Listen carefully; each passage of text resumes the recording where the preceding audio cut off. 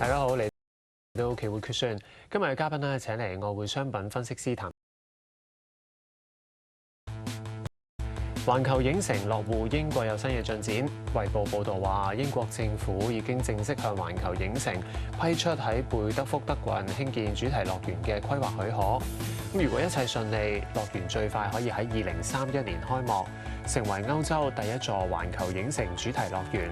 預計每年會吸引超過800萬個訪客，帶嚟500億英鎊嘅經濟效益，同埋創造8000個長期職位。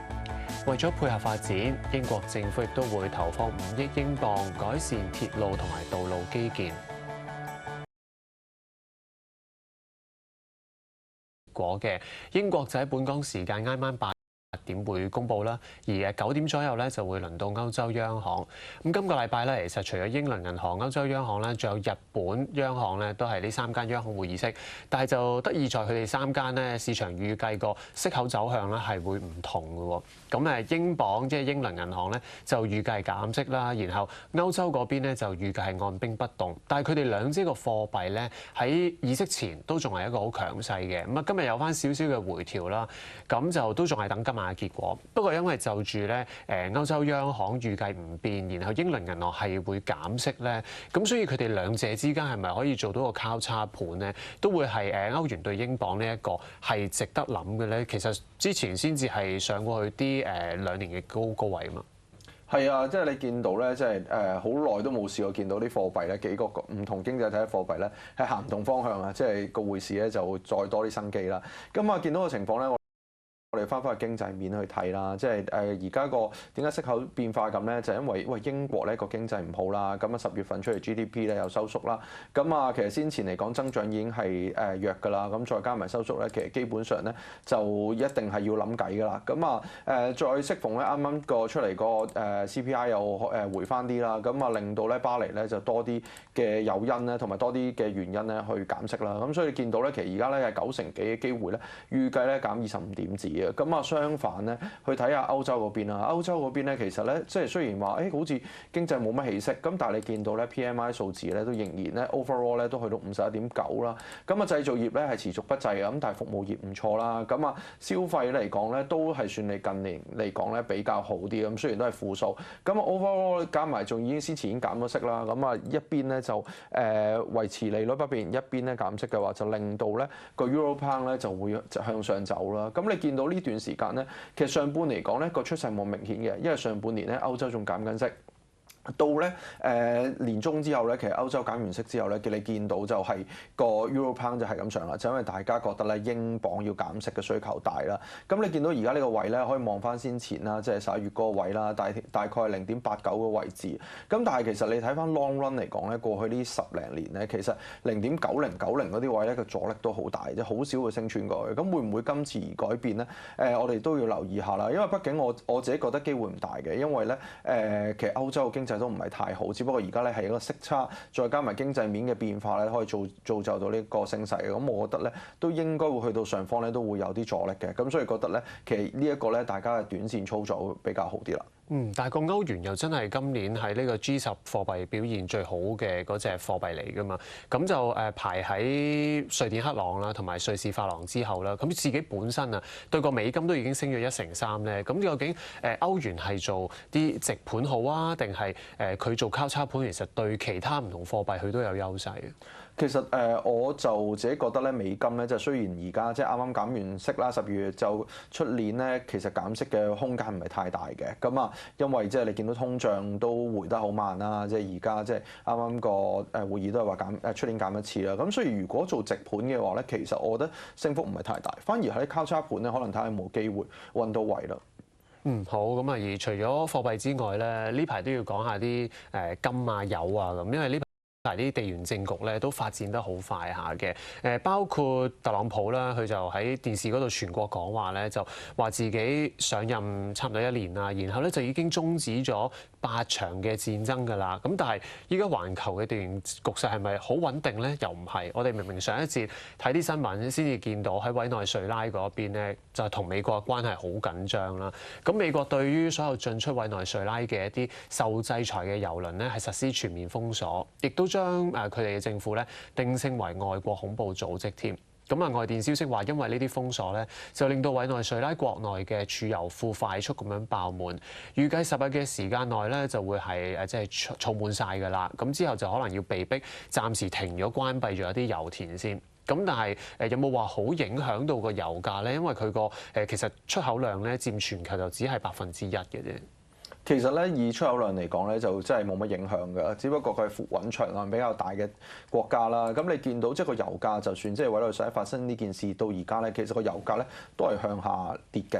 咁但係值得留意嘅地方咧，就係今次佢嗰個行徑咧咁粗暴啦。咁其實會唔會意味住佢之後都可能會咁樣做咧？因為先前都冇即係美國總統即係以我印象中都冇試過用啲咁激進嘅手段啦。咁你其實停咗個油輪嘅話，其實你會影響到即係佢啲油就唔能夠出去啦，唔能夠出去嘅時候咧，佢嘅油嘅庫存咧一打爆咗咧，就會停止泵油。停止咗嘅話咧，要再啟動咧，其實個成本就會好大咯。咁啊，對於一個委內瑞拉即係已經係一直咁貧瘠嘅國家，因為已經制裁好多年啦，咁要佢再啟動翻咧嘅難度就非常之高啦。咁啊變相咧就會令到佢個國家財政會出現問題。咁而家其實個國家一半嘅收入咧都係靠石油嘅，咁好大機會出現政變。咁呢一個問題咧就令人擔心啦，因為咧其實即係我哋睇翻俄烏嘅時候，俄羅斯同樣地咧，大家都話佢有好多影子船去運油出去賣啊，即係雖然就受到制裁啊，咁呢件事會唔會話俾俄羅斯聽話，其實你都唔可以咁做嘅，因為咧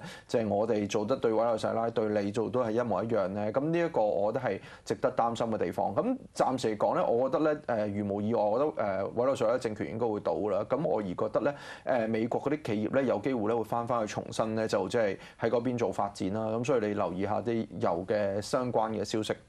好，但係另一個就係俄烏嗰邊啊，咁就係白宮嘅官員就話咧，喺嚟緊週末啦，美國同埋俄羅斯嘅官員咧就會喺邁阿密嗰邊見面咧，就係會傾俄烏嗰個和平方案咁。咁就預計俄羅斯嗰邊可能會同意就係啲西方國家俾烏克蘭嗰啲安全保障，咁就 OK 嘅。但係咧，因為俄羅斯總統普京有警告話，如果談判失敗咧，又會擴大翻個軍事行動。咁究竟依家係唔係達成到個和平協議咧？個油價其實喺頭先講委內瑞拉、俄烏呢一啲咧，其實只係即係和平協議咧，我都唔敢估啊，因為其實估咗1年啊，即係原本特朗普話一上任咧，即係48小時話能夠做到啦。咁而家即係1年啊，300幾日啦，都未接受咗唔入去北約啊。其實基本上本身佢入北約嘅難度已經非常之高啦。咁佢講呢一樣嘢，其實就即係將啲事實嘅陳述出嚟啫。咁但係你話而家重新擴大戰線，我覺得能力上比較困難嘅。咁我睇翻阿澤連斯基個 Twitter 啦，咁其實最近咧都有收復咗呢啲嘅即係之前嘅土地啦。咁收復土地其實變相就即係等於咧就令到普京咧個談判籌碼減少，因為之前就諗住就地停火咁啊，將個烏東4州就撥入去俄羅斯嘅境內啦。咁但係而家烏克蘭裏邊嘅攻勢都不絕啦，咁再加埋收復土地嘅話，對於其實個和談最終會點樣咧？其實咧都存在好多不確定性嘅。咁至於對於油價上邊咧，我覺得暫時嚟講就未見到好大嘅誘因令到個油價變化啦。咁而家畢竟咧個油價嘅主要嘅影響咧都係因為個 OPEC 增產啦，油嘅產量好多啦。咁所以暫時嚟講咧見到個趨勢，就算頭先嘅消息出嚟啦，個油價彈完咧都未掂到20天線啊，都係56蚊嘅位置。咁距離咧今年嘅低位55蚊都非常之近。係 Trump 都係感覺良好啦，就成日都覺得好接近達成到和平協議㗎啦。但係望落去個地緣政局又唔係真係佢講到咁穩定。咁呢個地緣政局會唔會又真係對於個金價係一個好大推升嘅作用咧？市場對於依家個金價會破頂，其實好似冇乜太大懷疑嘅啫。只不過最近咧就見到係個金價未破咧，個銀價已經就追咗上嚟啦。咁個銀係尋日創個新高啦，繼續守喺高位啦。然後個白金個價咧，亦都上到去每盎司1970美元嘅水平咧，係17 7年嘅一個新高。咁所以我哋喺度係咪等緊個金破頂嘅時候，其實其他嘅貴金屬咧呢段時間追上嚟個幅度會跑贏啊？係啊，我覺得頭先你講嘅銀啦同埋白金咧，其實咧一方面咧就有貴金屬嗰個上升嘅動力啦，即係大家見到12月一講完減息，再加埋買債之後咧，其實所有嘅即係冇收益嘅貴金屬都同樣地跑上嚟。咁啊，反而一樣嘢留意到嘅情況咧就係銀同埋白金咧，其實喺個交付上面出現咗問題，咁佢哋庫存不足啊，唔夠嘢交付，所以令到咧其實嗰個佢哋嘅借貸息率都上升，咁啊變相夾升咗期貨啦。咁呢樣嘢其實係似夾淡倉多過真係純粹貴金屬嗰個升幅啦。咁所以呢啲咧就快嚟快去啦。即係如果佢升到咁上下，突然間即係平咗淡倉嘅話，可能咧個調整幅度咧就會比較大嘅。咁啊，但係畢竟即係而家即係隻隻都係向上行嘅時候咧。我相信咧，去到出年咧嘅1月份咧，應該咧仍然都係強勢。咁大家咧就要小心即係做一個風險管理啦。因為畢竟咧升得好急啊，就算你睇平均線嚟講，佢就算調整到平均線咧，你個損失都非常之大。咁啊，自己要留意一下啦。點解會講嗰個白金係有個供應緊張？係咩嘅情況環節出咗問題？白金就係因為嗰個南非嗰邊嗰個供應嘅問題啦，同埋咧你見到無論啦 LME 啦或者國內啊等等嗰個嘅交付上邊咧，都話係有啲合約咧喺交付上面出現問題，唔夠多實體嘅相關嘅貴金屬去交付啦，咁所以令到個價格就因此而飆升啦。好，咁白金話同內地啊或者廣州嗰個期貨交易所係咪推嗰啲期貨有冇影響到個價依家咁樣抽升嘅？咁都可能有關係啊，畢竟就即係呢啲貴金屬其實個出產上邊其實未必係能夠好短時間出到好多啦。咁再加埋而家個價格咧抽升，大家都覺得可能兌換咗去坐貨都比較合適啲啦，因為可能個利潤會多啲啦。咁所以呢啲都同樣會增加咗嗰個即係投資供應，就令到個實體嘅需求都大咗啦。呢一轉就好快咁樣由1700已經去到1970呢一個水平啊！我哋呢一節同阿 Piers 就傾到呢一度啦，而期貨決算時間差唔多啊，之後 Now 財經台同 ViuTV 都會分途廣播嘅，拜拜。